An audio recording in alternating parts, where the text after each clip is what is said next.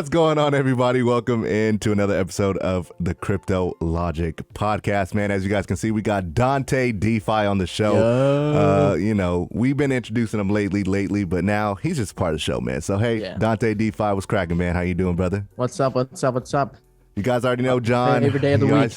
You know me, Mike, and yeah, man, we're going to have a fun show. Not going to be like the rest of our shows. We're not going to dive into the news and all of that. It's not structured. Yeah. And that gives me a little bit of anxiety because the way how I'm wired is like, oh, I like things are like that.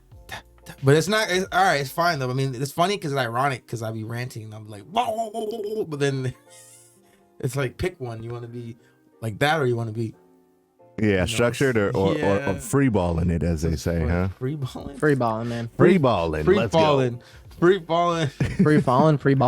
Dude, did you guys see the market today? The market is kind of crazy right now. I mean, if we look at it on screen, man, it's down a pretty significant amount.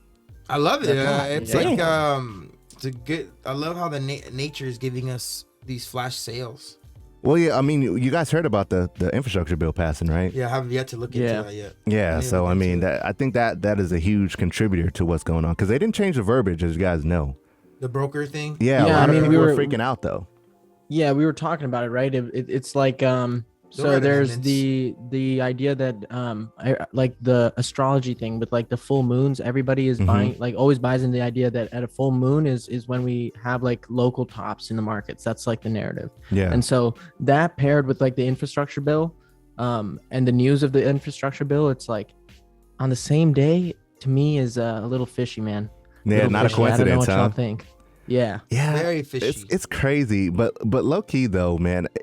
I think people are freaking out for the wrong reasons. First off, it won't go into effect until what, like 2023 or something like that. Yeah. So I mean, you still have time, and then even when it hits 2023, you still won't pay the taxes on that until 2024. Am I tripping? It's 2024, no, right? I think if it goes into effect in 2023, it's either it goes into effect and it's on your 2023 taxes, or it's 23 going into 24. Either way, the point is that there's already an amendment from these same senators who are pro crypto that has already been placed. And I just don't believe that it's going to go into effect, the crypto portion of the infrastructure bill, because it's a $3 trillion bill. And the bullish thing about it is, like I was telling y'all off air, to me, we've been saying like, oh, the peak is in December, blah, blah, blah. But the more inflation becomes a thing of our future, in the sense that if inflation continues to rise the way it is and the narrative sticks, it's, to me, there's going to be the repeat of Q1 2021. And if that happens, y'all, we're in for a ride. We're in for an absolute ride, man. Like life-changing ride for real. That would be really, I can't wait, really cool. Man. It's interesting in the crypto space, man, because a lot of times we always look in the past to find the future. Now we can't really do that, and we say it a lot on the channel, but it just every day, the news, the stuff that comes out, you see it. You know what I'm saying? With all the corporations buying in and all the eyes looking at it, and all these different companies. Yeah, it's crazy. One of the first times in I think crypto history that like something this big has happened in regards of like the government making a stance in crypto. Yeah, I think 2017 prior to this, there hasn't been really much of anything that regards the government passing a law that has crypto involved in it. Right. Passing a bill or whatever that has crypto in it. This is like a monumental moment in history, and it's affecting the market in a way that people will see as negative, but it's actually potentially a good thing for people who are true crypto investors. Oh, thanks for giving more discounts. But it's interesting for me to think about, because I'm like in 2017, 2018, no government officials were really talking about crypto. Now they passed a bill where it's not necessarily crypto friendly. It's a lot of gray area, right? But is it not crypto friendly because they don't understand it, or it's not crypto friendly because they don't want it? You know what I'm saying? It's just me personally, I think it's because they don't understand it.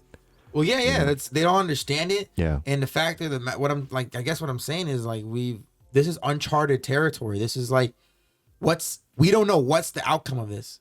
We don't know if this is gonna linger, are they gonna make amendments to it? Are they gonna adjust it? Are they just passing it? Let's see how it goes. Well, I think they're going to make, me personally, I'm not speaking for anybody else, but me personally, I think that they're going to have to do amendments, because what's going to happen is it's going to make all of the different crypto companies going to be like, oh, we want to stay away from them. You know what I'm saying? They want to be doing all this taxing and all this other craziness. We're going to go to El Salvador. We're going to go to, you know what I'm saying? They're just going to, so they're going to have to do amendments. But the thing is like the way our country works is every 4 years there's a new regime, right? Or whatever you want to call it. In the next election, what if it goes the other way, another way, and that person has a way different viewpoint of crypto? And then, you know what I mean? And a negative or positive? I think either or, we don't know. We have no idea. Yeah. That's the thing that's scary, because now that this first time in history, a bill was passed that involves crypto. So now what does that mean? Every new time a new person is in charge of the country, they're going to have crypto on it, but we don't know what their viewpoint is. I think it's going to be, I think crypto, you're not going to succeed politically if you're not pro crypto. Exactly. Moving forward. I mean, it's just, they're going to have to talk crypto. And the good thing, I mean, the only benefit of crypto becoming political is for that reason, is for the fact that so many people are going to want pro crypto legislation that, of course, political parties or political individuals, whatever, people in politics are going to they're going to take advantage of that. They're going to be pro crypto because they're going to get votes for being pro crypto. Just like the stimulus check. What did they do? They're not political at all. What did they do this year? We're going to give you a stimulus check if we win. We're going to give you stimulus checks if you win. Yeah. That's what they said. So the next regime, we're going to be pro crypto. We're going to be pro crypto. We're going to be pro crypto. If you vote for us, we'll be pro crypto. That's the thing now. And that's what we've been saying. Crypto is not, it's going to chip at its purity. That's what I'm saying. It's gonna keep chipping at it ever since 2020. Prior to 2020, crypto has been pure of retail investing, whatever it is. It wasn't really manipulated like it is now, in a sense, because of governments, world officials, musicians, actors, athletes, sports, everything, NFTs, games, everything. Now the purity of it is getting chipped away every day, getting chipped away to where now it's all a game. Now it's not pure anymore. Yeah, because it's going away. A lot of freaking FUD, a lot. It's crazy. What's true? If someone says, "Oh, I love," like a politician wants to run for mayor or senate, or you know what I mean, for the state governor, even the president, all the way up to there, from the president to the governor to the mayor, even the mayor, the New York mayor is accepting crypto. It's Bitcoin, right? Yeah, but the thing that's interesting is New York is bans crypto. So is he going to come in and he's going to change the laws? Well, as soon as he gets in office in 2022, he's probably going to say, all right, all these crypto laws, gone. Crypto's good to go. Coinbase is good to go. Like, because he's embracing crypto. He wants to teach schools in crypto. That's one positive. Because the guy before him banned all crypto. And he understands crypto. He's going to come in and change. So that's the same thing that can happen for governors of states. And then the president, are they going to be running on campaigns like, oh, I love crypto. If you guys vote for me, we'll do. But are they going to lie, just get votes, and then actually says, I'm actually not going to do anything, or I'm just leave it how it is? I think the political pressure that is there right now and will be there on whoever is next in the administration or whatever, that can be alleviated. What's going to stop people from questioning a lot of things? Unfortunately, people are going to shut up and be okay and live their lives. Imagine if you're making the amount of money that you can make in crypto to the point where you don't need to no longer have any gripes with anything going on externally. Everyone's going to shut up and keep making money and keep doing their thing. Exactly. And again, what's going on is we have inflation. We have all of these things money that are suggesting we need new monetary systems, et cetera, et cetera. Like everyone will forget about that. Just like with stimulus bills, this is like stimulus bills on crack, man. Like crypto is literally like we said, for all of us who have been in it for a while, we've already had the experience of, you don't even look at money the same way after you're in crypto, because you just know what is possible. You know what's possible in crypto. And so once that comes to the greater public to an extent where there's more than like, when 1 in 2 people or 1 in 3 people are invested in crypto, seriously invested, where they have a serious portion of their net worth in crypto. Yeah. It's not going to be good for government to do anything to stifle the growth of that market, because it'll then bring attention to all of the other things that are going on that people have been upset about for a long time. Fact. So it's going to be a good distraction. from a political sense, I'm not saying that that's a good thing, but I just think that it's too much. There's too much going on right now for them to kill something that's potentially Like one of the the only internet. distractions we'll have. Like the internet. Exactly. And it's like, the more you, and we're speaking from America, because we live in America, the more that America resists it and doesn't want to learn about it and how to make it and nurture and help it grow, the more other countries are going to get a one-up on America. And that's not what they want. They don't want wanting that for years. They don't want, these countries are going to one-up America and be a digital economy that's thriving. Yeah. And people who make wealth will say, well, if I can have a really peaceful life with my wealth that I've gained from crypto, I can move over here and have a peaceful life. Like, where's crypto? Like, shout out to Crypto Cito. He lives in Portugal. Crypto friendly, and he says all the time, it's crypto friendly over here. They accept crypto. You can make payments in crypto. There's no taxes. It's beautiful. And he just went up and moved over there, lived over there. And if you have passive income from crypto, and you're a content creator, whatever it is, living, man, you can live wherever. You have a beautiful life. And the cost of living in the U.S. too is crazy. People are starting to see, like, oh man, when you get to a digital economy, you don't need to be physically where you need to be to make money anymore. You don't need to be physical to make that money. You can live in different places of the world. That's why people are moving to Puerto Rico. People, you know what I mean? People are moving out. Yeah, man. Going to Hawaii, they're leaving. I mean, that's not a different country, obviously. It's still in the U.S., but they're leaving the mainland. But still, like, isn't there no income? Is there no income tax in Puerto Rico or something? That's or what I have that. I don't know. I haven't looked into it. I heard it's better. I don't know though. why. But there's no guns and stuff too. It's weird as to why people like to move there, crypto people specifically. Yeah, but I don't know actually. But Dante, econ people do too. Econ people love moving to Puerto Rico too. Econ and Bali. Yeah. Dante, did you hear about the Miami coin and all that? New York's having a coin too. That's the other thing I was going to say is damn. Miami's a great example of very progressive, right, in terms of their crypto legislation or their self-sufficient tax money from crypto. And based on it's kind of like Austin or like Austin, Texas. Like you see you guys are from California, so like there's a huge like migration from places like California to places like Texas because of cost of living and just because land, of the everything, right? Homes, and so taxes, imagine you see that in Miami because of crypto, then everyone's going to want to do it. If we see a huge influx of hype around, everyone's moving to Miami, just like weed, this, that, and the other. Exactly. It's like just weed. like weed. It's Colorado. like when weed was legalized, how many people were saying, I'm moving to Colorado or I'm moving to wherever the hell that was the legalized. thing. Yep. And then California there's a lot of people who did that. Yeah. That was even on the news. Yeah. They showed like cars. It probably wasn't the cars lined up like that, but they showed a car lined up like they were all going to Colorado. I was like, people were packing their stuff and because people start businesses out there. Yeah, people went and said, hey, I can make edibles. Real I can make money. Yeah, I can make medicinal things. I can start a shop. So supplies for people who use marijuana. Like you could. That's a $1 billion. And this is so much bigger industry. And this is and technically this is so much bigger than trillions. Yeah, this is trillions. So much bigger. Exactly. We're talking trillions here. It is exactly. It is There's ways to make money in crypto. Yeah. As a creator, educator, investor, there's so many. And DeFi. Supplying, mining, teaching how to mine, doing all that stuff, staking, teaching, even just teaching is lucrative.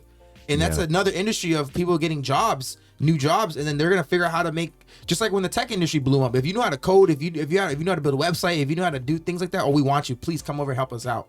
And if you knew anything about crypto, please come help us out. I've set up wallets, please customer service, like anything like that that's involved in crypto. You have a head start against the population that doesn't know crap about crypto. Exactly. Just like all the people that work on Apple. If you knew how to use the iPhone really well, they want you just to work at the Apple Store. They'll pay you good. Oh, please just work at the Apple Store. You can go apply. Yeah. Same thing. It's a job for everybody. I really want to see other states implement what Miami is doing, and then New York. I think New York is next. Even though New York has been so anti-crypto, the fact that mayor who's coming in is like, I want my first 3 checks in Bitcoin. I want to start schools. I want to add cryptocurrency in the schools. I want teachers to teach cryptocurrency in schools. He's like, he's crypto friendly. And I think this guy knows something. Yeah. Man. And when he comes into office, I guarantee you he's going to initially start, all right, you guys, open trading is up. You guys can trade Coinbase. All you guys can come in, work, set up shop here, and then boom the economy again. Start the economy up with digitally. Yeah. And Miami's doing it. And then that's the East Coast. Eventually it's going to spread. And then, Arizona, Las Vegas, California. Tech. Well, the thing is, I don't know Texas for sure. I don't know about California, man, because we're one of the only states that have sales tax. It's just because there's so much people. Income tax as well. It's just because there's so much people. That's true. California, I forgot what the percentage is. There's a lot of people. Big percentage of the U.S. population. That's too much money for them to size. pass up, man. It's too much money for them to pass up. That's why I don't think that they will implement something where crypto will pay the taxes for them. Why not, though? Because that's enough money. I mean, they did it for marijuana. That's true, but we still pay taxes, though. You know, it's not like marijuana is the only money thing. they're making money from marijuana taxes, but the fact is that marijuana, you can grow it, so there's a black market for marijuana. There's not necessarily a black market for crypto. If the governor here, I don't know if people like him or not, I don't care. I don't. Who, Newsom? Yeah, a lot of people don't like him. A lot of people like, I don't know. I'm just saying he's young, so he's not a boomer per se. He's not gonna, I don't know what the hell this is. He'll probably listen. He just needs a crypto advisor to come talk to him and say, hey, this is how New York, Miami's doing it. We should do it here. We have 80 million people or 3 billion people. I don't know how many billions of people live in California. Yeah. This would bring in this amount of money if we did this type of token and make a digital economy. You know, I don't know. We're still, we got to see. The thing is, there's still such a large there's still a large number of people who are, you know, well educated or whatever, or, you know, fully aware of crypto, but have just not yet tapped in, have gone past the idea of it just being currency. Because which is like when you think that crypto is literally just currency, then of course, like, you just don't get it, right? Like, and you understandably don't get it, because it's like, if it's just currency, then it doesn't really make that much sense why the purpose of doing it, right? Or why it's such a big deal. But then once you kind of realize, you go down the rabbit hole, all these people who might not really kind of put a lot of weight into crypto all of a sudden will become very interested, right? Yeah. When they realize the whole Web 3.0 situation and the metaverse and gaming, and then you're just like, oh my gosh, like there's a lot of people who are going to have that moment. NFTs too. NFTs. Aha moment. That's what I was looking for. I was also going to say, voting will be on the blockchain at some point. Voting, IDs, I can see that, man. You can vote from your phone and it's verified. The reason why they don't allow you to vote on your phone now, because it can be easily hacked and manipulated. Yep. On the blockchain, you cannot hack that. It's like a super hacker public. to hack that. It's public, and it's once it's verified and done, the transaction is complete. You can't revert it. Yep. So voting on the blockchain eventually will happen. I think it'll have to be Hashgraph technology because it's scalable. And it's more efficient than the current blockchain technology that we have. Like you can't expect it to be on like and then layer one like Ethereum or anything like that. Or it's on an Oracle. An Oracle would probably work too. Or it's on that's real world. Tokenize it.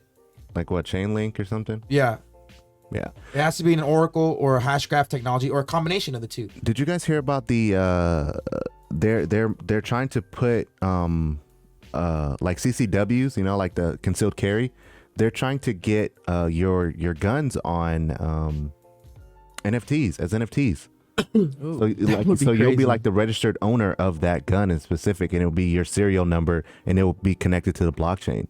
I read that the other day. I thought that was pretty dope. That's pretty dope. Yeah, man, it's crazy to think that everything is gonna be on a blockchain. Yeah, bro. everything. Your registration for your car. Well, yeah, your driver's license, your insurance.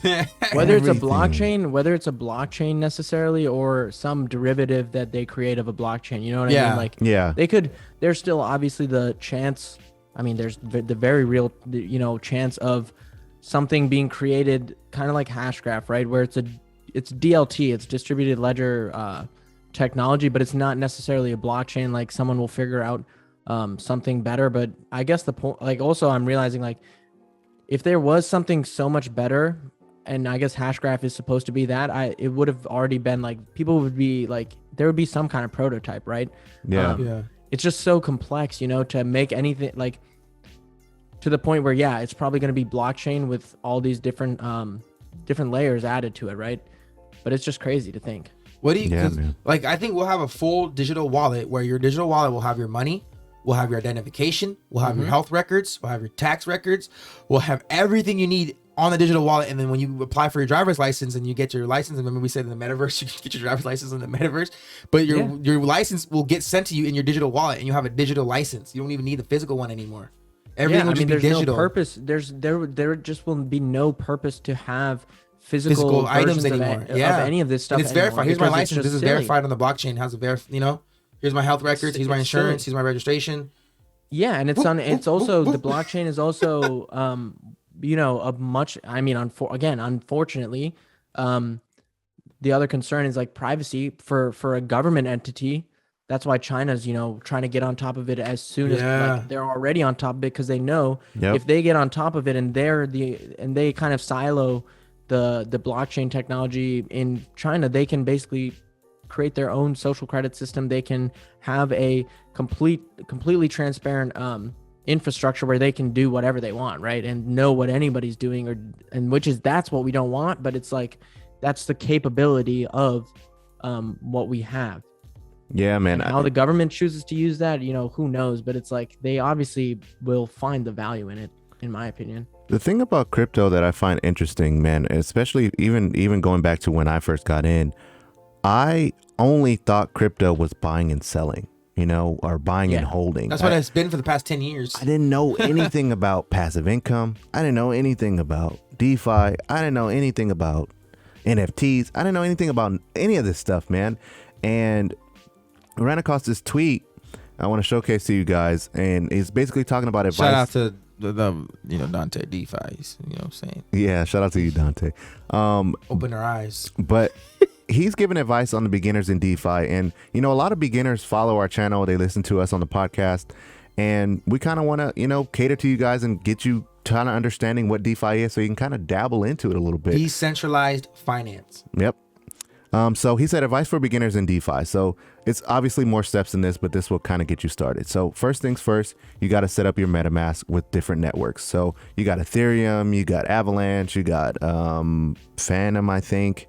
Also Binance as well. There's Polygon. Just a few. Polygon. And then you get your wallets. You get wallets for Solana, Terra, and other layer ones. Solana has their own. I think it's called Phantom, if I'm not mistaken. Yep. The Phantom wallet. And then Terra and all of the other L1s you could probably use on MetaMask. Mm-hmm. Then you should learn how to bridge your tokens. Now that's one of the things that I'm slowly learning is how to bridge, meaning how to go from Terra to freaking Avalanche or from Ethereum to Polygon. You know what I'm saying? There's ways to bridge that I was completely not aware of. Like if you're in DeFi, you can literally stay in DeFi and never have to go to a centralized exchange at all, which I think is pretty dope.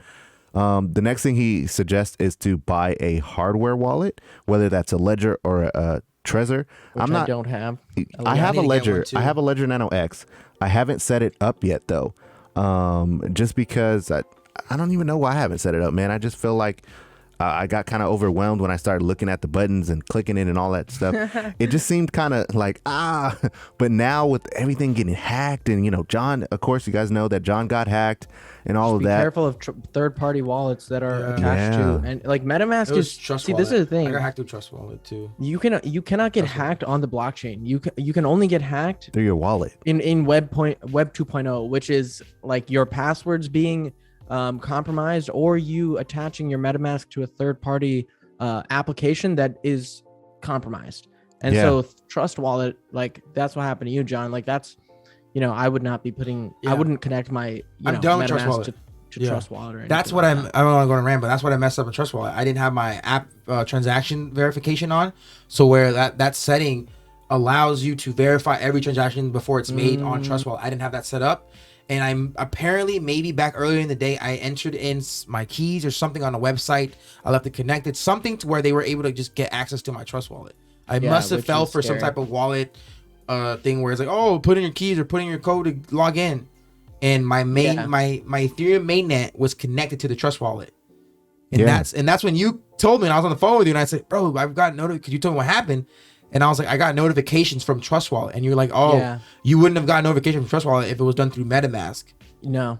Yeah, you got to be Trust very Wallet careful popped with up that. saying, oh, you got a smart card executed. And I was like, what the hell? You have to be very careful even clicking links, man. Yeah. Don't have tabs open. Careful. Discords, links in Telegram groups. Yeah. Links even on Twitter. You can't be, you know what I'm saying? No, because of it's very dangerous, man. It's sad though. And the thing is, like, all you have to, like, even so, like with DeFi, like Wonderland Time, like Klima, all of those things, when you can accidentally, go to a site that's like a basically a clone of the real site, right? But it's not real. I think they and call then them you phishing accidentally sites.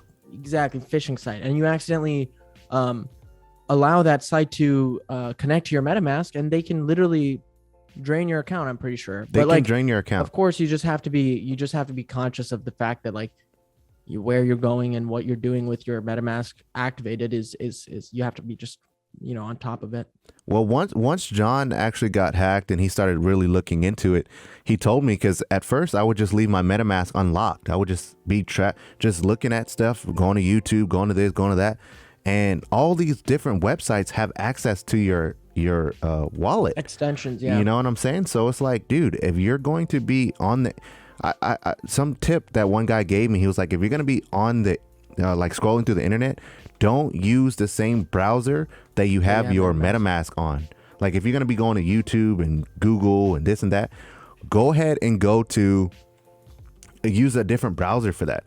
Don't actually use the same browser that your MetaMask is on. So and then the last 2 points to this gentleman's beginners to DeFi is follow alpha people on Twitter. So basically what that means is follow people that that are already in the current protocols and projects that you want to be in, so that you kind of understand, okay, what are they talking about, where they're going, things of that nature.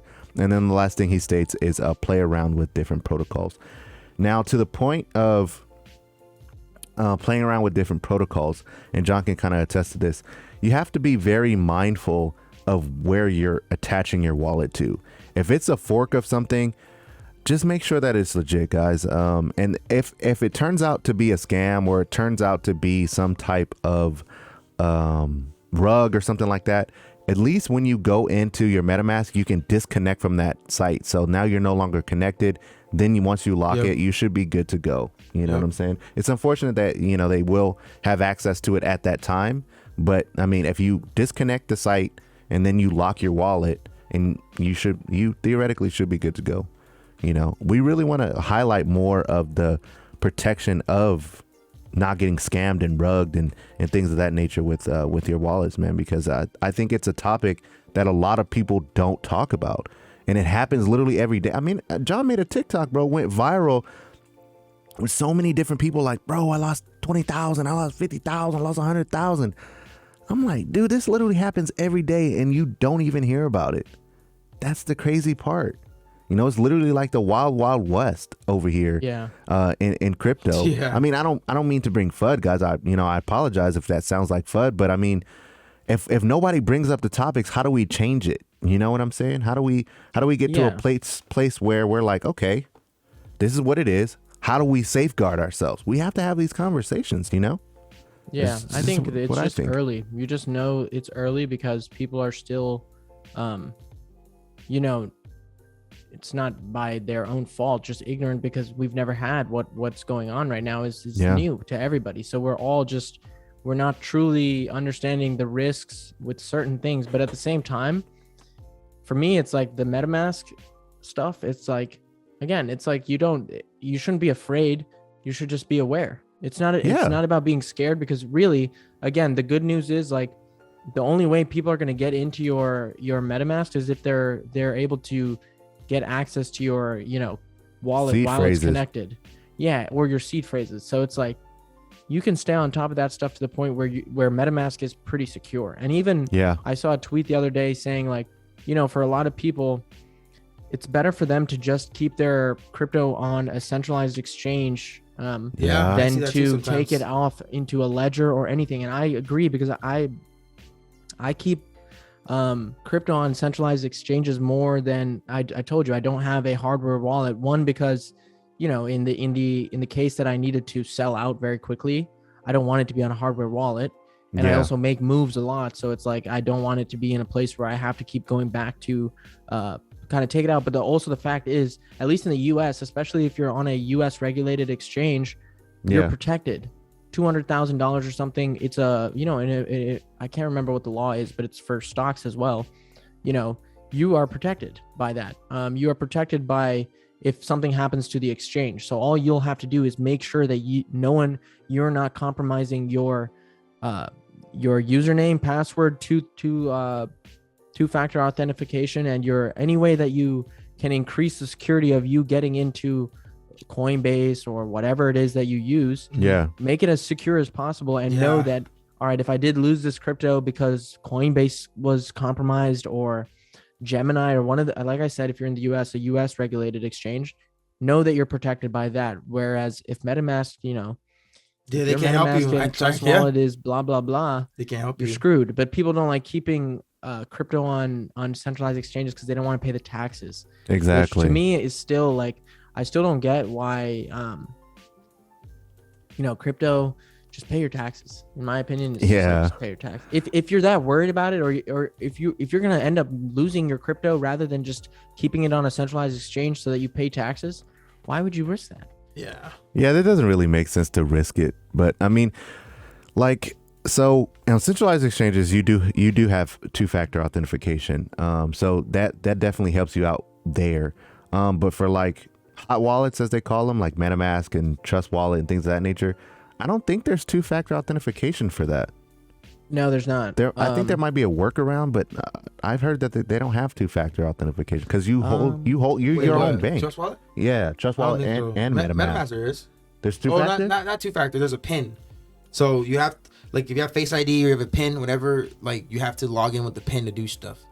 Oh, yeah, on the mobile, right? Yeah. And then on the web browser, you would have to make it have an auto lock. How would you do auto lock? I've never had to do that. I think maybe I haven't. For my MetaMask, it'll log me out. I gotta like scan. Trust every Wallet time, too. I have to just use my Face ID. That's it. Yeah. That's basically But phones that don't have that, it's a PIN.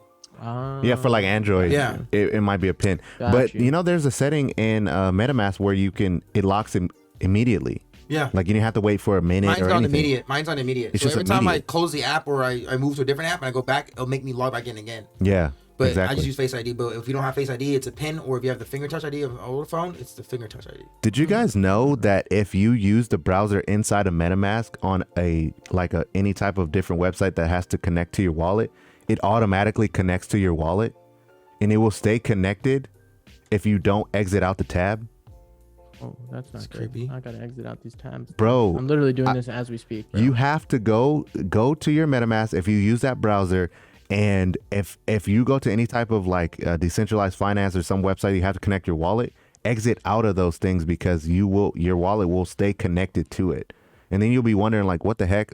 My browser MetaMask is locked. So how am I getting my crypto taken out? It's because of your wallet your phone MetaMask. So you just gotta be mindful of this kind of stuff, man. It's uncharted territory. It's not something that's been around for a long time. We're kind of learning these things as we go, and on our channels. Just don't let it completely deter you is the only thing.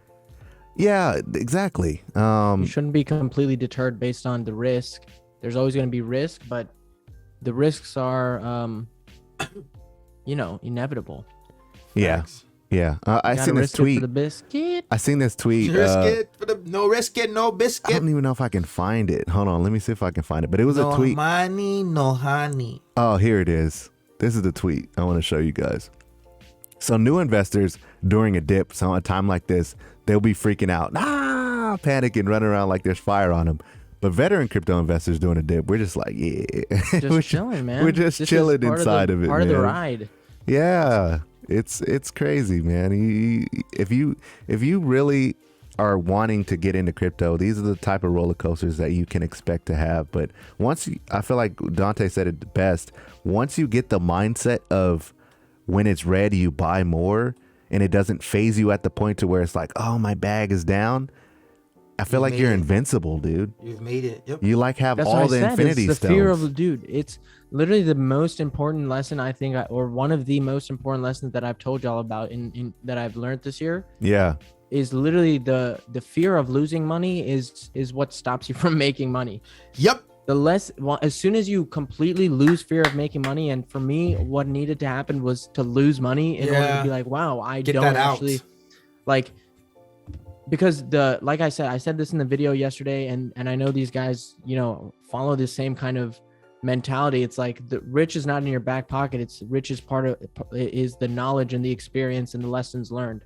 Yep. Like, so if you losing money in crypto is not, who cares? Because if you have the knowledge then you're going to make it right back. You're not worried about making it back because you have the knowledge to make it back. But if you're like going off of what somebody else says, or you don't ever truly get kind of integrated into the communities, you're not going to know how to fend for yourself. And like, it's not hard to do. And it's not, and like even blockchain and all of these terminologies that are come through blockchain, like you would assume you need to be super technical to understand this stuff, but you don't need to be. Right. You just need to understand the technology enough to be able to invest in the right things. That's what I tell almost all my friends. Almost anybody who asks me is like, you don't need to be some genius to do this. Exactly. You just need to be patient, and you need to be able to control your emotions, not acting sporadically with your emotions. It's the same thing. But once you do, it's life changing, man, in my opinion. Yep. It's the same thing as if anyone who has to struggle paying bills.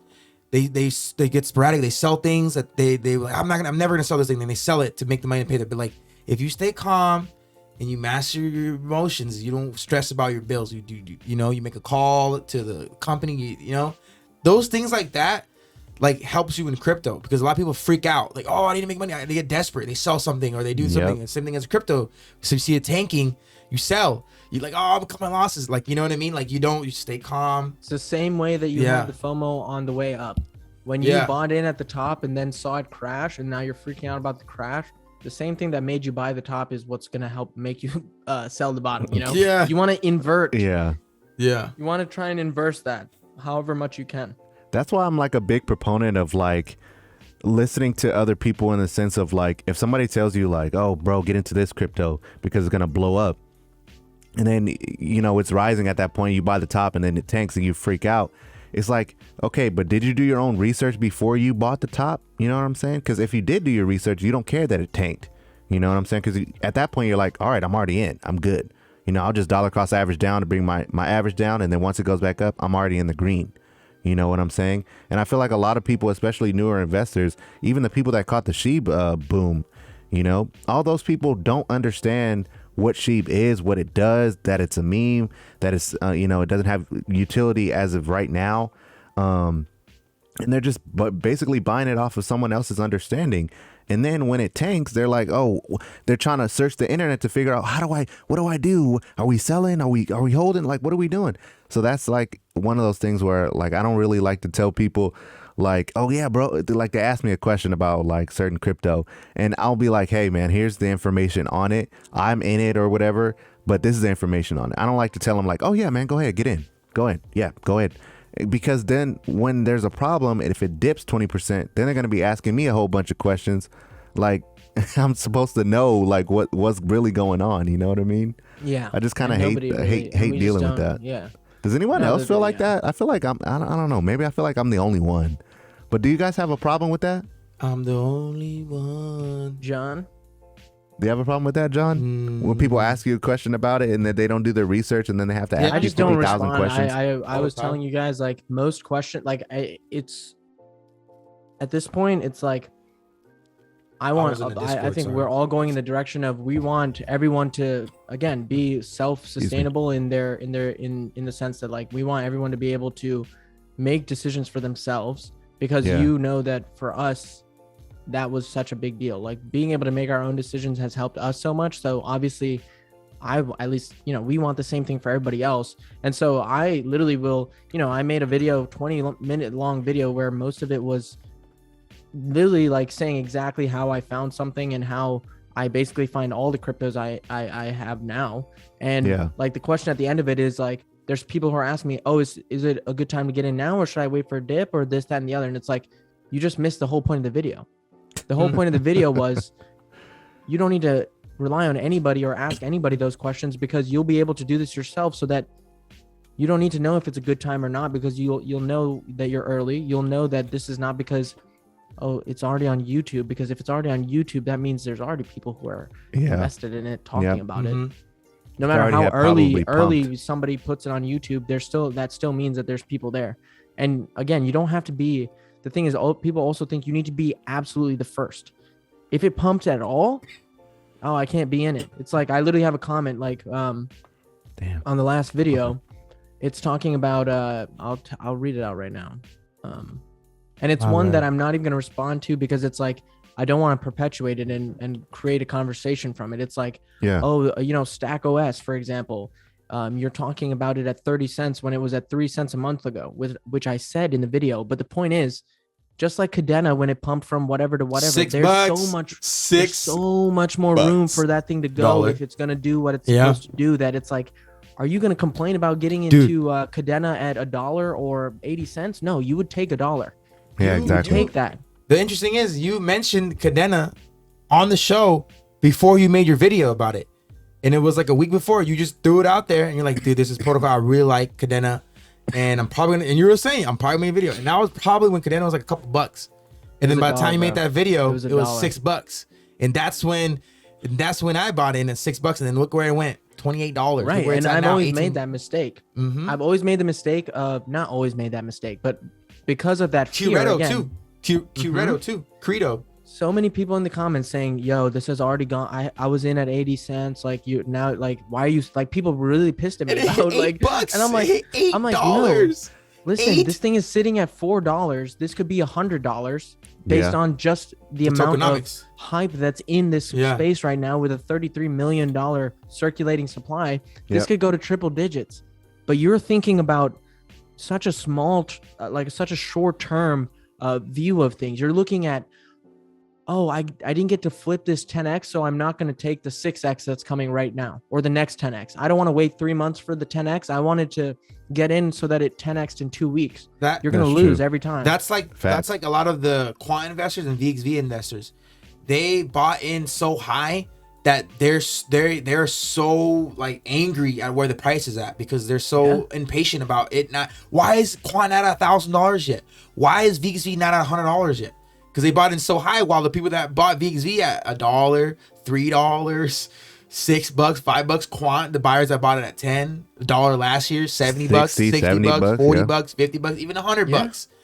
Those people aren't stressing out, but it's always the people that bought after it's run up. And then, and like you said, it's the people that buy, they think that it's at a perfect price, or is it a light price that's like late, and then it hits a certain price, and what'd you say? They're like no, because yes, some of these coins. This is the thing. The only reason I even consider a flip in crypto right now is because we're not at the point of mass adoption. You're not at the peak yet. Not yet.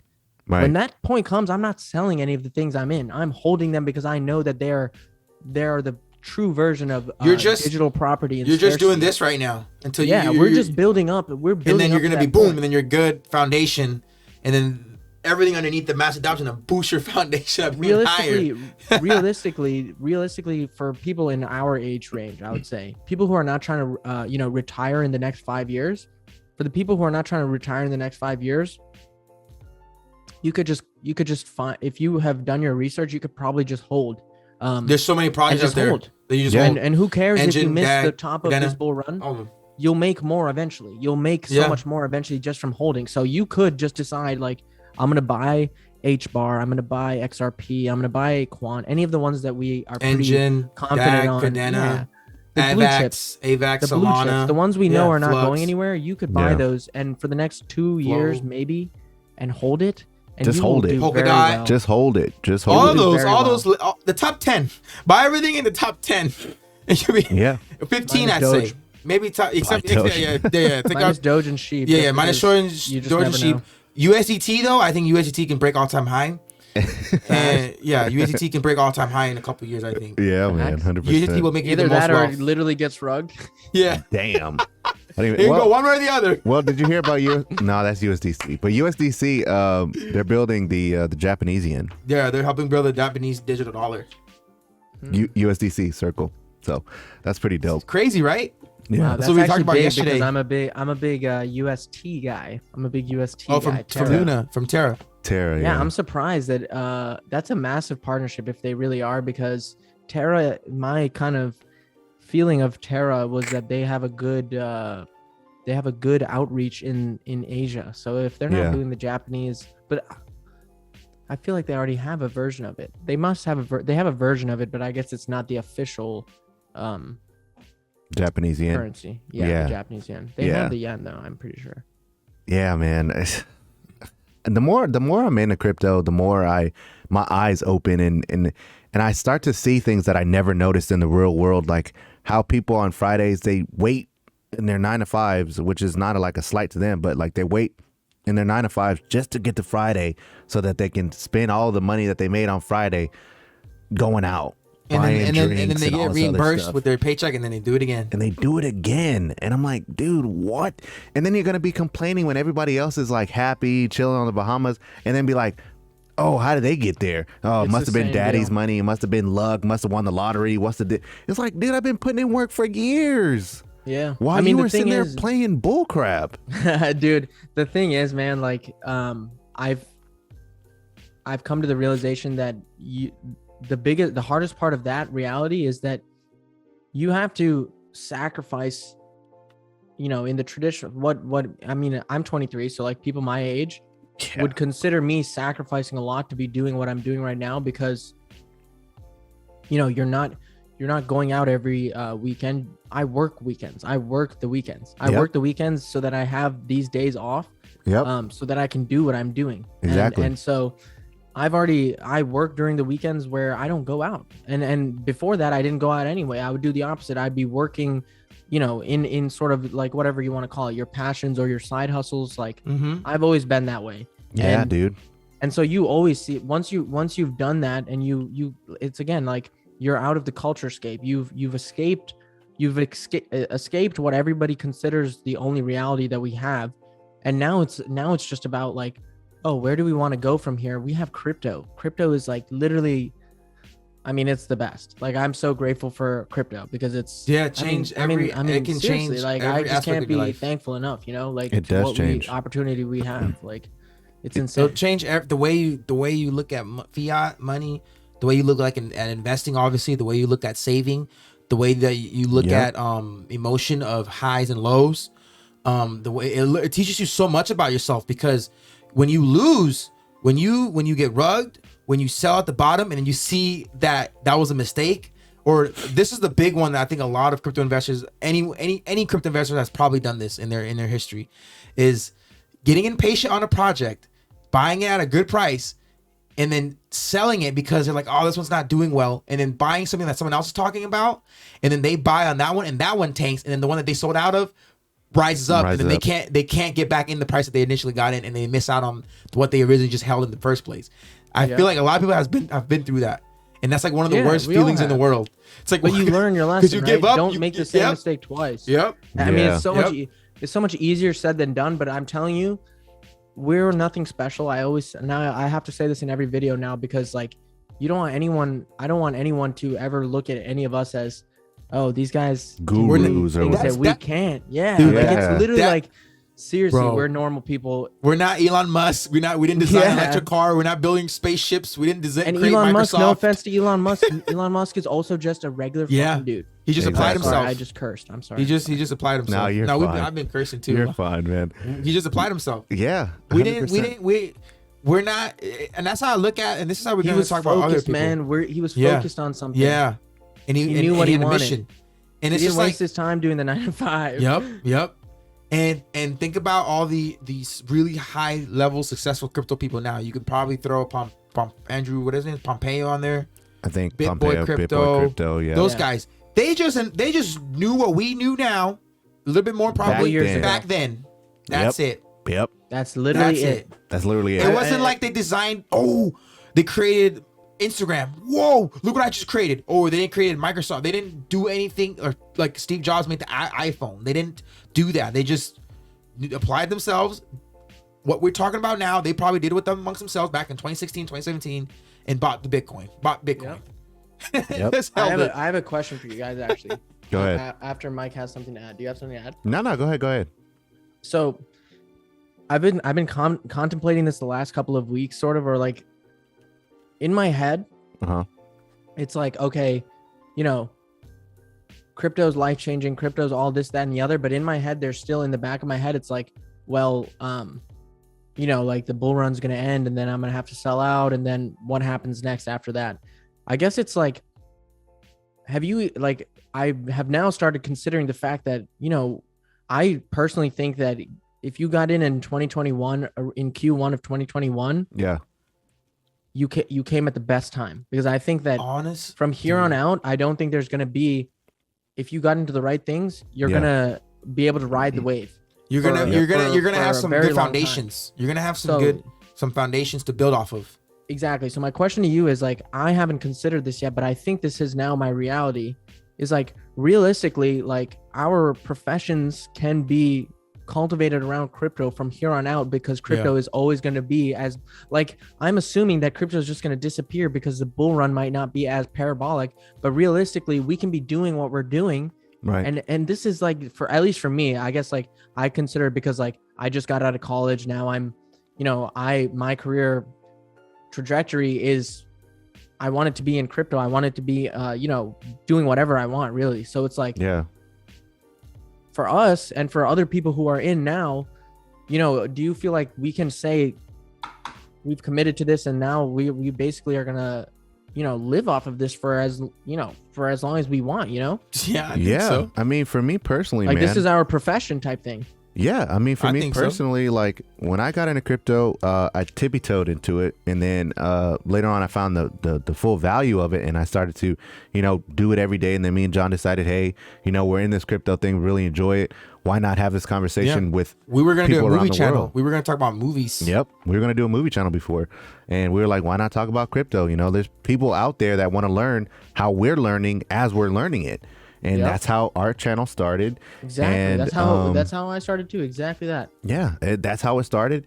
And honestly, me personally in the real world, I've picked up side gig jobs, doing Amazon Flex, doing Uber Eats, just so I can have so much more money so I can put back into crypto, man. Like, some people will look at me and be like, oh yeah, he fell off, he's doing Uber Eats and da-da-da-da. But it's like, bro, I want to make as much money as I can to throw it into crypto. Like, bro, it's such an easy way now in society to build a business and then also build side hustles without having to worry about, being stuck at a 9 to 5 that consumes, 8-9 hours of your day for one income. And then when you get off of that, it's usually in the evening, or if you work at night, then you have the morning, but you need to sleep some point in time of the day, right? To be fully functional, to have your full capabilities.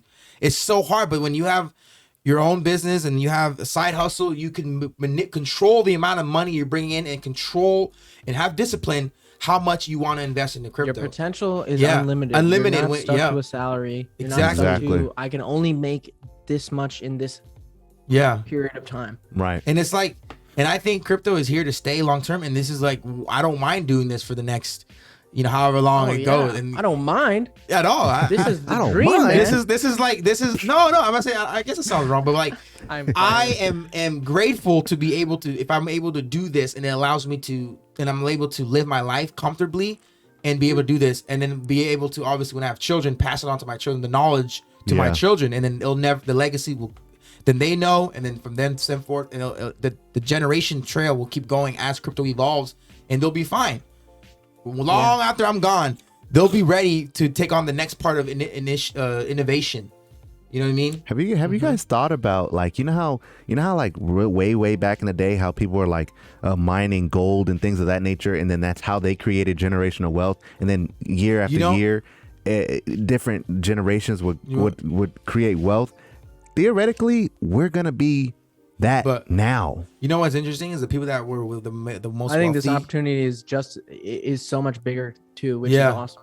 The people that made the most wealth in gold weren't the ones that were mining gold. There was one that sold the supplies to mine the gold. That's true. Those were the most successful, wealthiest people that sold the pants, the boots, the iron cyclet. What's it called?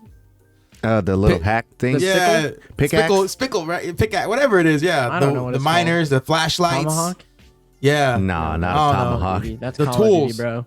Those are the people that made the most money supplying the tools. So for crypto, the people that are gonna have the most longevity are the ones that give the knowledge, teach you how to invest in crypto and how to survive in crypto.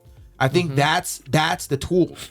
Being able to, because there's always the risk of like black swan event. If you have all your money in crypto, where your whole net worth, which is on an app or a phone, my whole net worth is in crypto, but like long term, yes, you're 100% right with what you're saying. The money is where you're providing some kind of value to other people, other than just shilling. Yep, somebody can just buy a sheep last year and been rich today, but after They have Sheep's gone, no path forward. what no do they path do? Forward. How are no you? path forward. Do you know how to invest that money into crypto now? Do you know how to survive it? And what if they take a bet on another token and it gets rugged or it gets, you know what I mean? And they're done. But if they understand the game of crypto, they know, okay, well, let me put some money into time. Let me put some money into this passive income thing. Let me put some money in staking. Let me do some yield. Let me do some hydra. Let me do blah, blah, blah, liquidity, all that stuff. You know, investing into new oracles, anything that helps evolve the crypto space. You use that money if you have wealth. You want to invest in the ecosystem, and people that don't know anything about that don't know what crypto is, what blockchain really is, what oracles are, what hashgraph technology is, yield, staking, any of that stuff, they're just gonna be like, oh well, I'm just gonna blow my money over here in the real world because they're not gonna stay in the crypto space. Right. So like the most powerful thing is having the knowledge of crypto on top of building your wealth, because you can make a money one time overnight and buy a coin and that thing 100x's and now your $1,000 is 6 figures. Okay, well, what are you gonna do now? Exactly. I mean, for me personally, once I amass a good enough chunk to where I can diversify, I will be diversifying into different asset classes. I'm not getting out of crypto. Obviously, I'm going to stay into crypto, but I will be doing real estate. I will be doing, like Turo, starting car businesses and things of that nature. So I'm going to be creating passive income, and then the passive income that I make from there will be allocated back into crypto, at least for me. You know what I'm saying? So that's my quote unquote long-term plan. Create enough generational wealth to where I can allocate some funds into different projects outside of crypto that doesn't have to do with me selling a majority of my crypto. You know what I'm saying? Go into different projects, make that money, make me money, and then take the money that I make from there and reinvest it back into crypto. So, No, I'm on the same boat. It's like, that's the thing, is like, I think to conclude it, I guess, is like, we don't know what's going to happen. So preserving our wealth created in crypto, and again, that means different things for everybody, right? Is I think is like probably the most important thing, because again, the opportunities are always going to be there. Like we said, even since the last time I was on, which was literally last week. Yep. From then till today, we have StackOS, which to me StackOS is a really good opportunity. And like I was telling you guys about it. And so that came out of nowhere, just like all these other opportunities that will come out of absolutely nowhere that we will have. And the only thing we need to capitalize on that is capital. New opportunities will pop up. And every day, and if you have capital, you will be able to get on the train and then capitalize. But that's why you're doing side jobs. That's why I'm doing Uber Eats. Yeah. That's why I'm doing Amazon Flex. It's not because I need the money. It's because I want to have the money to be like, oh, StackOS. Oh, here you go. Boop. Put a little 1,000 up in there. Because if it goes to zero, it's okay. Because at the end of the day, honestly, it's really okay if you lose. It's okay to lose. Like, it's okay, because the point is, like, you're still gaining valuable lessons from those things. Right. You'll ask yourself why you lost that one and not that one, and then all of a sudden you'll be able to, even before you invest, know that, oh, that one's a loser. That doesn't feel like the one. Yep. There's so many of them out there. It doesn't happen in Cardano, Cross Wallet. Does this happen to you guys when you lose money on a project? In the beginning, I know it stung, but now, like, when you lose money, does it make you feel like, oh, okay, well, shit, I won't do that again? It is a bummer for like a little bit. Yeah, but it's a bummer, but you move on. But it just move on, right? Yeah. Am I the only one who thinks like that? Because you've lost, because this is what happens once you get deep into crypto, in my opinion. And I think you obviously will hear your side of it. I think once you come into crypto and you lose that one, the fear of money also comes from the realization that your concept of money and how easy it is to make certain amounts of money was totally skewed your whole life because of the, every single job up until I got into college, I was earning $7.50 per hour. That's piss poor. $7.50, like, who can live off of that? And I was obviously I was in high school and whatever, so I didn't care. It's just about getting some extra money. But with inflation and all those things, you're really not making any money for the amount of time you're putting in. So when you think about, $50K a year, 60, 70, you're like, wow, that's a lot of money. Like, I'm really like, but that's capped. Once you come into crypto and you realize that, I threw $500 in this thing and then made 5,000, and it really was not hard to do. And then you do that a few times, you lose the old concept of money that you had, because you realize it's not really that hard to make money. People want to make it seem like it's harder than it is, but in crypto, it's not hard to make money. It's really not hard, man. And so when you lose, you know you're gonna make it back. Yeah, every time you lose, you know it's just that, oh, this was not one of the ones that was gonna, it was just a lesson learned. But you're not saying that I've lost this money. It's sort of like, I can't remember who said this. It was a trader that I was watching. He said, don't look at it as losing money. Look at it as you just loaned the market a certain amount, and you're gonna get that back. Yeah. And when you use that psychology, that's crazy to me. It's like, that's really cool. Oh, I get it back. Yeah. When you look at it as, oh no, I didn't lose it. I it was a loan. I loaned the market $600. I'm gonna get it back though. I'm gonna get it back. You know what's interesting, man, and I'm like, I do this too. And you guys let me know what you guys, if this happens to you, but I feel like when people get into crypto, certain different type of cryptos, they always want to buy in so much to where, oh, I want to be a six figures here, or I want to have $1 million into this. So they put in more money than they initially either want to, or kind of over leverage themselves instead of just putting little bags everywhere.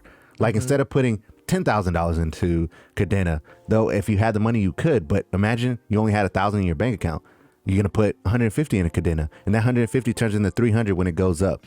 That's still a decent amount. It's not like, oh, you're gonna be rich, but imagine you got 10 of those different ones. You know what I'm saying? Doing that over and over again, and you'll be surprised that, I mean, you'll be surprised, and there's people out there listening to this who know exactly what we're talking about, in the sense that if you find one crypto and it goes 5x, and then you take the profits and then go and find something else at 5x, and then all of a sudden the bag that you had before that you took profits from then goes and does a 3x while that bag 5x's, all of a sudden you're like, oh, where did, like, from $1,000 I just turned that into 7,000. Yep. What? It's crazy. Yep. And that's the game. That's the beauty of it. But the moral is, you can keep doing it. Don't try and hit the bag on every one. Well, it's little ones. It's the thing is, don't try and hit a home run. Yeah. A lot of people try and hit a home run. Once I figured out that a few months ago, I was like, there's no point of trying to hit a home run every time. Dude, I needed 10,000 of these tokens. I need 1,000 of these tokens, and I'll be fine. Like, no, I just got to get in. And then, oh, this thing tripped 3x. All right, cool. My $50 turned to $250. Cool. Yep. My $100 turned to $450. Cool.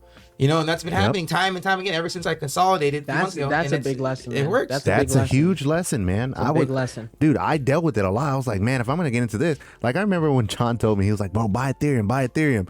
And I was like, dude, I can't afford Ethereum. He's like, bro, you don't have to buy a whole Ethereum. You just can buy fractions of Ethereum. And I didn't understand that. Dude. I was like, what? That's the first thing I put my money in when we first bought Doge and Doge Profit. That's the first thing I put my money in. Yep. Ethereum around $2,000, so like $1,700, $1,800. This is another thing. And then boom, 3,700. This is what people will say. People who are in the market too, and they're more experienced people in the market telling people who are less experienced, don't go into Bitcoin. This is when Bitcoin was at 30K. Oh, don't buy Bitcoin. If you want to get rich, or if you want to make it, or if you want to make this return on investment worth your time, go into the altcoins. Don't go into Bitcoin. But at that point in time, you could have doubled your money easily. People are no longer satisfied with doubling their money. That's how spoiled we are. Traditional markets, guys, double your money safely is the thing. Safely, that's crazy to me. It's like, guys, if you can double your money guaranteed, pretty much at 29K during that dip, we all knew, Bitcoin's probably going to go back to 60,000 and probably go past that. So that was pretty much the easiest 2x on your money that you could do. And so say you're doing that with a serious sum of money. Say you were sitting on $100,000 when Bitcoin was at 29K, and you were guaranteed that was going to double. Yep. That would have been the easiest bet to make. And people with that amount of money are doing that. Yeah, they are. That's the thing. They are. Alarm always, every time, man. Every time. Yeah, it's like 7%. It's literally always at this time. Exactly. It's the same alarm that I never turn off. But yeah, people are actually really doing that with Bitcoin, because they feel like, okay, if they have that amount of money, why do they need to be risky at that point? They don't. You know what I'm saying? So they're just gonna go. They're gonna go. That's Ethereum why Bitcoin. they don't want to buy the VXVs. They don't want to buy the Quants. They don't want to buy the Solanas. They're like, no, it's too volatile. It's and exactly. Solana the thing hit 290, then dip down to like 180. How do you get to the point though of having that much money if you don't? How you get there is the method we described. The method of you start with $1,000. Yep. I just listened to this guy who said he went from 1,000 to 60K. Damn. And like, you start with 1,000, And you do that. You diversify into a few different ones, 1 or 2 moonshots, and then 2 or 3 that you know are pretty much a solid chance of 4 or 5xing just based on the fact that Bitcoin's going to go up. Yep. And then all of a sudden you have 7,000 or 8,000. The money multiplies much faster than you can believe, and it becomes far easier than you could believe. Exactly. Nobody just because someone has a certain amount of money and tells you about it or talks about it doesn't mean don't put them on a pedestal for that. They just, they did something that you can do just as well as them. They just did more research. I just go back to the fact that there's nobody who is special in this market. Like there's nobody who truly has the except for maybe the market makers and literally all of these massive whales. Sure. Yeah. Right. But most of the time you can work this market without needing any outside information other than what you can find on Twitter and the internet. You can really start with $50 in the crypto space. True. And turn that into $250, and then that $250 into $500, $500 and $750 to $1,000. Now you have $1,000. Now you can turn that $1,000 into $5,000. And you get literally from $50, and you could have done it. It takes a little bit of patience and work, man. Just literally. I don't think everybody's ready for that. Yeah, literally watching our show. If you like your show, our show, and I can think top of my head a month ago, back in or even August, you could have bought VXV. There was Alf. There was MTV. There's Cardano. You brought up Cardano, Cardano, cross wallet token. Yep. There's StackOS now. Propy. There's the Engine, Polkadot. There's been so many cryptos that have been mentioned. HID. Yep. Why even this little weird token, WADS token. There's been so many cryptos that have been mentioned on our show, Dante's YouTube, and in other aspects of YouTube and TikTok, everywhere. If you just do your own research, if you sit there and say, I have $50, put 25 here, put 25 here. That's 2 projects. That 25 will turn to $75. Take the profit out and then do it again. Then do it again. Just like we said, you can easily multiply that $50 exactly to multiple hundreds. If you can to do it thousands. with $50, just remember that you can do that with 50,000. Exactly. You're just putting so much more weight into the 50,000. And you're getting to that 6-figure mark faster. There's no difference. Yeah. And when you're doing it with 50,000, all of a sudden, instead of making turning 50 into 200, you're turning 50K into 200K, and it sounds crazy. 200K but it's to 100% possible. Doesn't that trip you out? How you go from 1,000 to 10K, 10K to 30, 30 to 100, and then soon as you get past the 6 figures, you just it's like you miss out 250, you jump 300, you jump 400, you just automatically almost just go to 1 million. You just skip over all of those because you can 10x freak you out. It freaks me out, but crazy. It's like there's like a TikTok or like a video of the guy who the effect of doubling your money. All you have to do to get to $1 million is double your money from.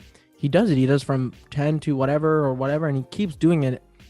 And you 20, don't have to. There's not a lot 40, of decisions that need to be made from starting from triple digits to 6 digits. You know, there's not a lot of decisions that need to be made. You just have to find something that's going to double your money. That 5-figure mark is where you need to get to. Once you get to that 5-figure mark, which is 10,000 plus, you can easily get to the 6-figure mark if you do not have the fear of losing it. Mm-hmm. The fear of not losing it when before you get to that mark. Once you get to that 10,000 mark, you cannot be afraid. You have to keep going now, and it'll destroy get there. Destroy the mentality that's been programmed into you. That like, oh my gosh, I need to be conservative now. 10,000's a lot because that's what we've been told. We've been told that it's hard to. We've been told that basically, money doesn't grow on trees. Like if you save $1,000 out of your paycheck every month, out of a big salary or whatever, not that big of a salary, that's only 12K at the end of the year. You could say half that, 500, and then that's 6K. A whole year of saving $500 a month is only 6K. So it makes sense when you're at 10K or more to be like, this is probably more than I would save. I mean, this is probably more than I would save in a whole year, realistically, if I was being very smart about my money. Yeah. But again, the point is 10K to 50K like that. If you have done it from before, or if someone gave you initial lump sum, you randomly came out with $10,000 or something. Scratcher. You want it off a scratcher. You can't be afraid to. Hey, I'm gonna put $800 into this project. I'm gonna put $1,000 into this project. You know what I mean? You might lose some, but you're gonna win some as well. You're not gonna just go on. You're not gonna go over 20. That's just not gonna happen if you at least respect the space. If you respect the space, you won't lose. If and you also know that you crypto, can make you it back. lose. If you lost a couple grand, you'll make it back. I lost $6,000 at the start of this year, guys. 6. And you made it back. That was my whole net worth. I'm not even messing around with you. I lost all of it. Yeah. And I could have said, I can't believe I've done this. I'm just going to have to grind and just go to work and make sure that I save money every month and just forget about crypto and forget it ever happened. To me, the scariest thing is that I can't imagine if I actually did that. Because I wouldn't be here today with you guys. That's some people's reality, though. It's crazy, man. Unfortunately, but it's that's like some I'm people's telling reality. you that like you can literally go from zero, man. You can go from rock bottom.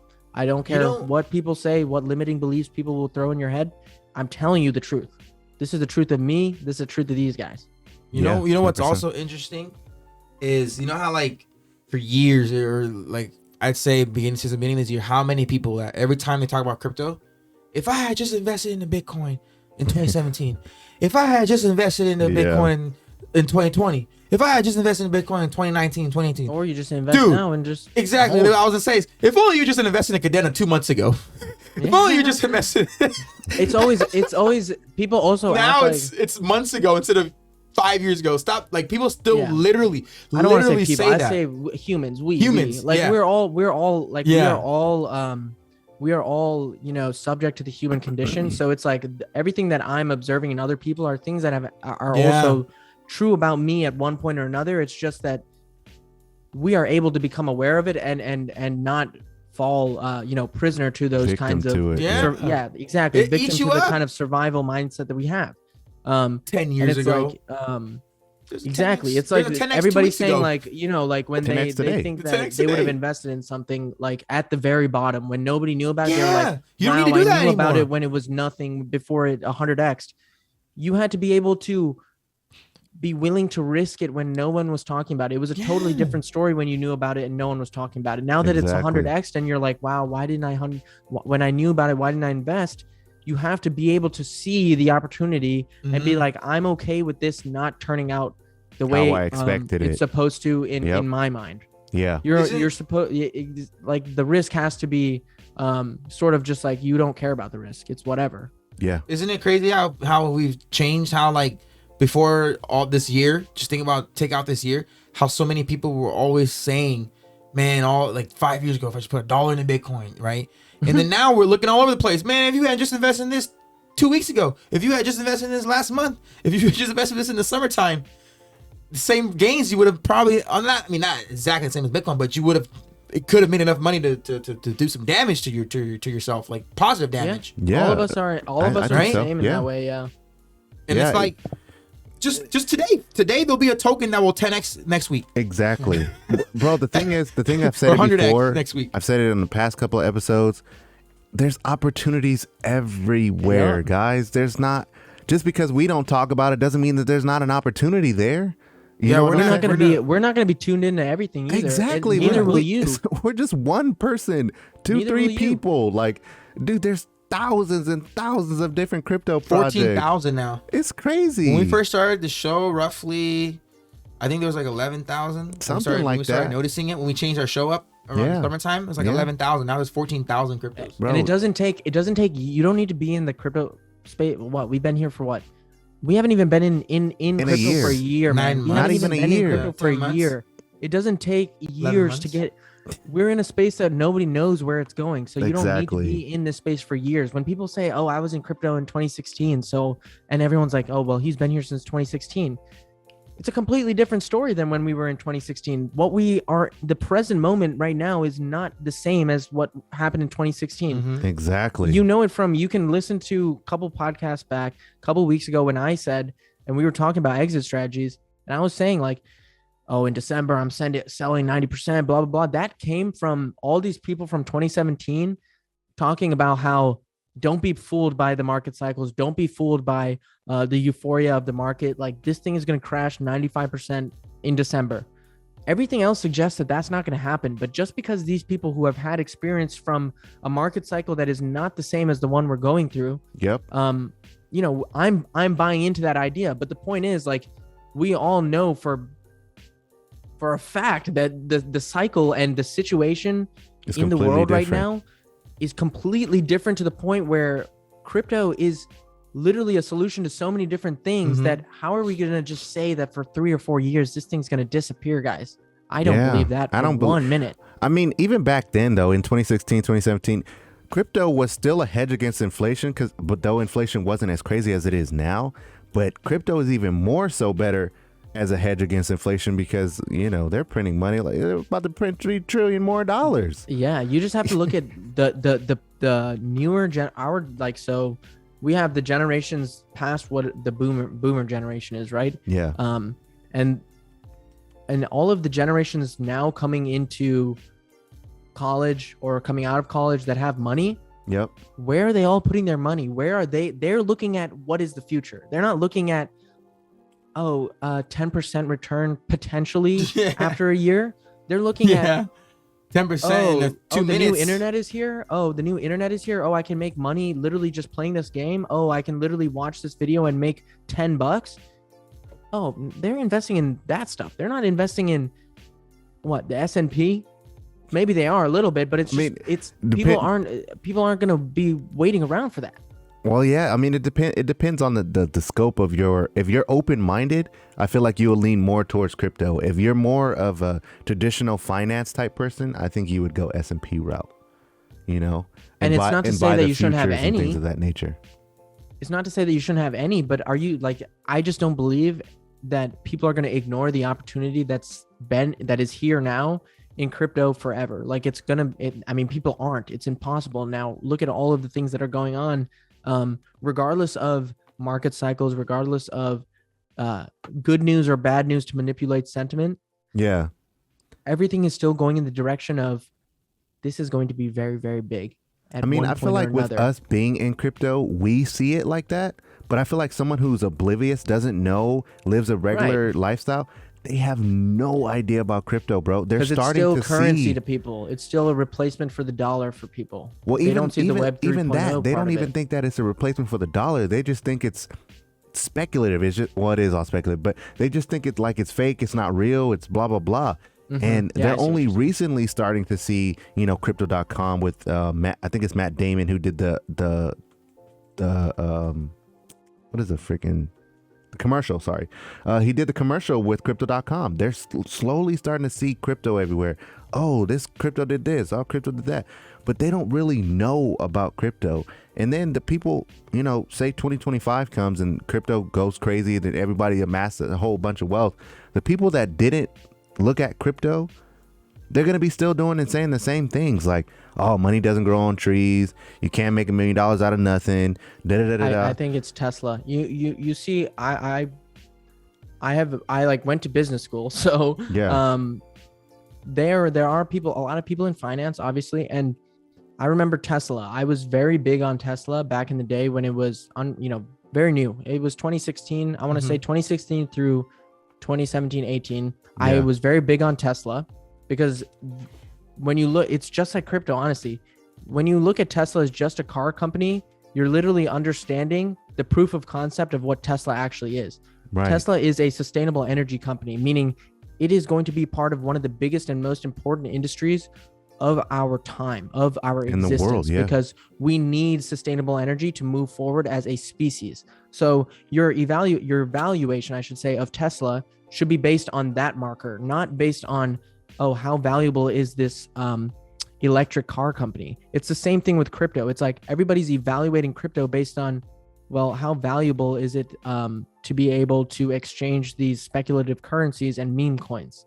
When I realize it's the infrastructure that's going to change literally everything about how we operate on the internet and create this layer of value that allows for you to be owning everything, you to have complete rights over all of the digital property that you create, because now everything's going to become property. Every picture you put online is going to become your own property. Every piece of data that's created from you clicking on a website is going to become your own property that you can get paid for. Yep. Once people truly understand that, we're not going to ever go back to the old world, bro. We're not going to go back to the world where we said, no, we don't want to get paid. We don't want to get paid 100% of the revenues from the streaming service we use, like the decentralized YouTube. Yeah. Oh, we're just going to let YouTube take 55% and just be okay with that. But there's this option in which, oh, we can make 100% of it. And then our viewers can also earn money. And then they can pay me in donations with the money that they earn from watching me. Exactly. It's just like, yo, like, let's be honest here. Gaming, there's so many, gaming alone. Gaming is already taken over. Gaming sports. alone is why I'm so confident in crypto and getting adopted on a very big scale, because gaming was big enough already, and esports was big enough already. The entrance of crypto into esports is literally going to change everything. Yeah, I mean that's why I'm bullish on Veracity. You know what I'm saying? I like Veracity. Everything, bro. Yeah. But going back to your point, if people are pretty narrow-minded, they don't expand it and look at the space as a whole. They only look, like the Tesla example. If you would have looked at Tesla for the car value of it, is the company even profitable? You would know that Tesla theoretically wasn't profitable until it bought Bitcoin. It was basically in the red the whole time. Yeah. You know what I'm saying? So from that standpoint, you're probably like, well, Tesla's trash. If you look at it like that, you know what I'm saying? Yeah. Like, damn, he been making all these cars, but they ain't making no money. Now Tesla's booming now. You know what I'm saying? So it'll keep booming. You guys gotta really look at the bigger picture, guys. not so much as one. You know, yes, we have maxis and things of that nature, but it's crazy, guys. But honestly, this is a pretty long show. We do hope you guys found some value, man. Yeah. The greatest hope show you all enjoyed. I hope you guys enjoyed that. But we didn't do anything crazy. Just talking. We're just conversation. Awesome. I love these guys. But I do want to let you guys know that we're trying to implement some more live streams, or starting to do some live streams. So John, you want to kind of tell them about that? The next time we go live, we will be with Dante. I just don't know if it's the week after next week or next, because I don't know if Dante's.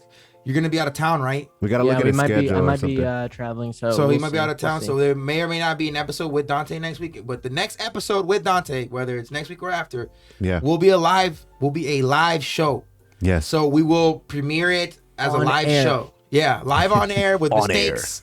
No edits, nothing. We don't edit anything now. We don't edit anything now. But you guys can come in, ask questions. We should do like a 15-minute, 20-minute section of asking questions, maybe. I don't know. Yeah, whatever. How it go, however it goes. Yeah, how you guys decide where the show goes. You can look up some gems. Yeah, look up some gems. That's really, honestly, we need to get on there so we can, instead of like making a video for every request, it's like we can live stream it and then go live with everybody. And just flow. Yep. Yeah, man. Yeah. I'm down for that. So look out for that. We'll put in the community tab. We will make a premiere thing, and it says going live with Dante. Well, as soon as we get the dates, either be next Monday or Tuesday, because we might change it to Monday as well, right?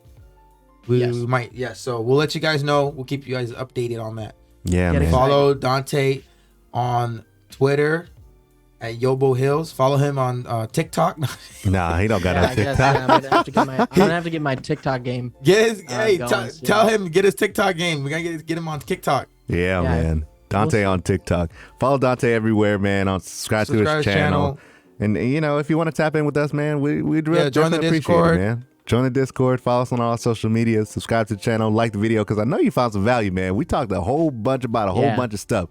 And if you didn't find value in today, hey, entertainment. I don't know, man. I don't know. Maybe you might be tone deaf or something, but I think I think you found some super value today, guys. But honestly, man, we really do appreciate you guys. All of the love you guys have been giving us lately, supporting us even on our podcast in the audio listening version. It's we really do appreciate you guys. So yeah, put up your heart, Dante. There we go. All right, guys. You guys have a beautiful day. That's the eye. Your logo in the middle right there. Oh, it is, huh? Dang, that's tight. You guys have a beautiful day, man, and we'll see you guys tomorrow.